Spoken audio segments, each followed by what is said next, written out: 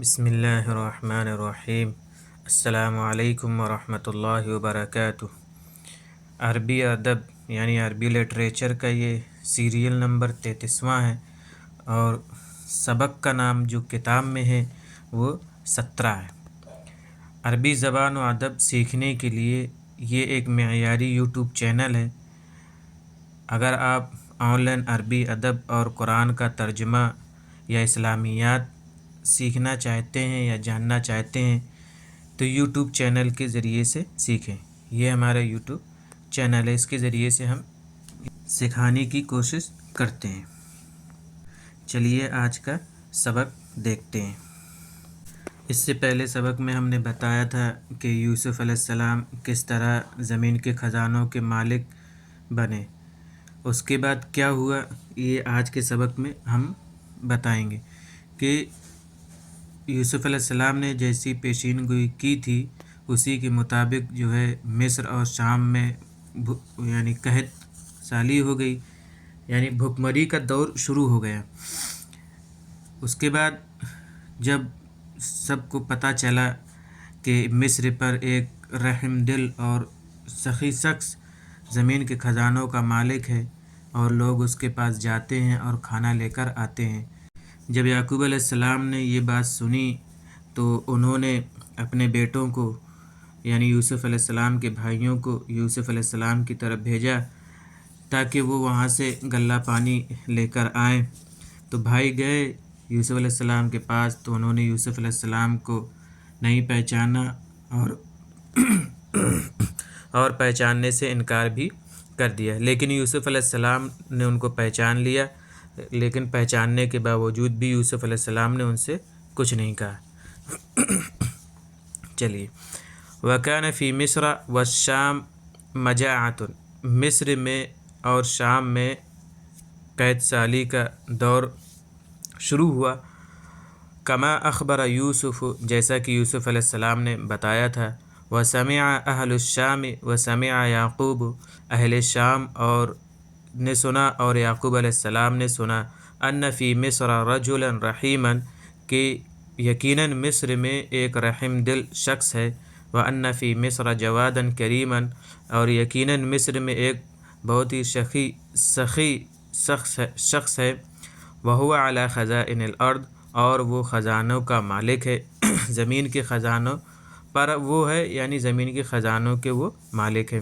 وَكَانَ النَّاسُ يَذْهَبُونَ إِلَيْهِ وَيَأْخُذُونَ الطَّعَامَ، اور لوگ اس کی طرف جاتے ہیں، وَيَأْخُذُونَ الطَّعَامَ، اور غلہ پانی لیتے ہیں۔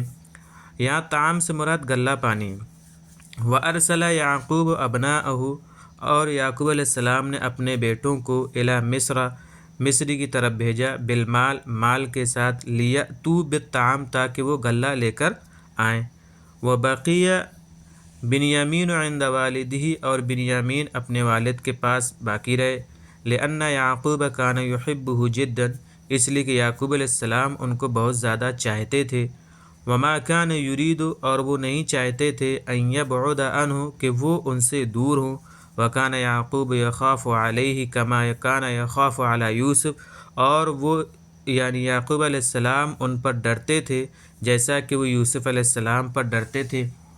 وَتَوَجَّهَ إِخْوَةُ يُوسُفَ إِلَى يُوسُفَ، اور یوسف علیہ السلام کے بھائی یوسف علیہ السلام کی طرف متوجہ ہوئے، یعنی رخ کیا ان کی طرف، قصد کیا۔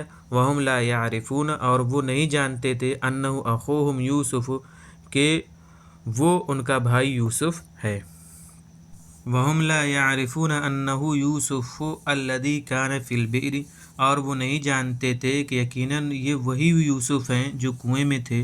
وَهُمْ يَظُنُّونَ أَنَّهُ قَدْ مَاتَ، اور وہ لوگ گمان کر رہے تھے کہ یقیناً وہ مر چکے ہوں گے۔ وَكَيْفَ لَا يَمُوتُ، اور وہ کیسے نہ مرتے، وَقَدْ كَانَ فِي الْبِئْرِ، حالانکہ وہ کنویں میں تھے۔ كَانَ فِي الْبِئْرِ، اور وہ کنویں میں تھے۔ وَكَانَتِ الْبِئْرُ عَمِيقَةً، اور کنواں گہرا تھا۔ وَكَانَتِ الْبِئْرُ فِي الْغَابَةِ، اور کنواں جنگل میں تھا۔ وَكَانَتِ الْغَابَةُ مُوحِشَةً، اور جنگل وحشت ناک تھا۔ وَكَانَ ذَلِكَ فِي اللَّيْلِ، اور وہ رات میں تھے۔ وَكَانَ اللَّيْلُ مُظْلِمًا، اور رات تاریک تھی۔